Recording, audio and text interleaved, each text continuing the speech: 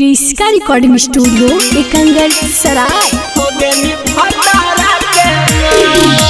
DJ Kundan राज।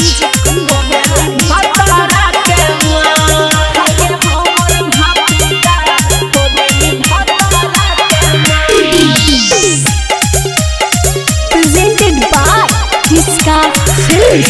जब से गेनी ससुराल चिन्हा हम न तोरो चाल खाके हमर भाते दाल हो गेनी भतारा के मान।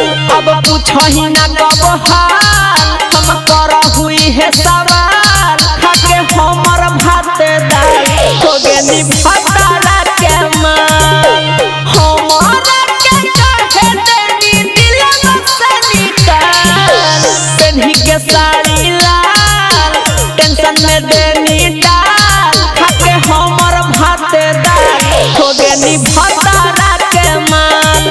खाके हमर भाते दाल हो गेनी भतारा के मान। सुन गे छौड़ी सुन गे छीन लेनी सुकून गे गिरा हो कौलो रावा जैसे पर हो कौन गे हगे सुना हे गे देनी तू रोबाई मन गेनी कसाई हमर रोमा के डहकल छौड़ी तोरा पर जाई। हे गे अगे नहीं तू चलिए दोसरे महलिए वादा करके छौड़ी तू निकल गेनी दो गलिए। अगे नहीं तू चलिए दोसरे महलिए वादा करके छौड़ी तू निकल गेनी दो गलिए। तोरे नाम के जगह हम कटहली हर साल बिछैनी तू कैसन जाल तोरा हौ ना हमर खयाल खाके हमर भाते दाल हो गेनी भतारा के मान। खाके हमर भाते दाल हो गेनी भतारा के मान। हमर कोमल कोमल अखिया में लोर देनी गे अपन भतारा में अधूरा के हमारा छोड़ देनी गे हमारा छोड़ देनी गे हमारा छोड़ देनी गे काहेला दिलवा हनी लगाइले जब तोड़ देनी गे अपन भतारा में अधूरा के हमारा छोड़ देनी गे।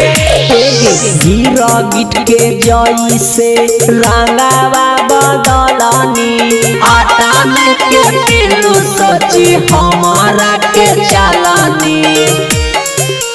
हे गे हीरा गिट के जई से रंगावा बदलनी आटा में के किलो सोची हमारा के चालनी।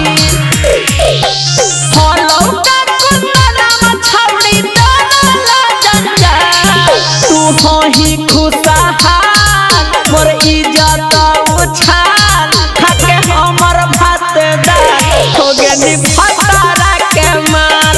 खाके हमर भाते दाल हो गेनी भतारा के मान। क्रिस्का रिकॉर्डिंग स्टूडियो एकंगर सराय।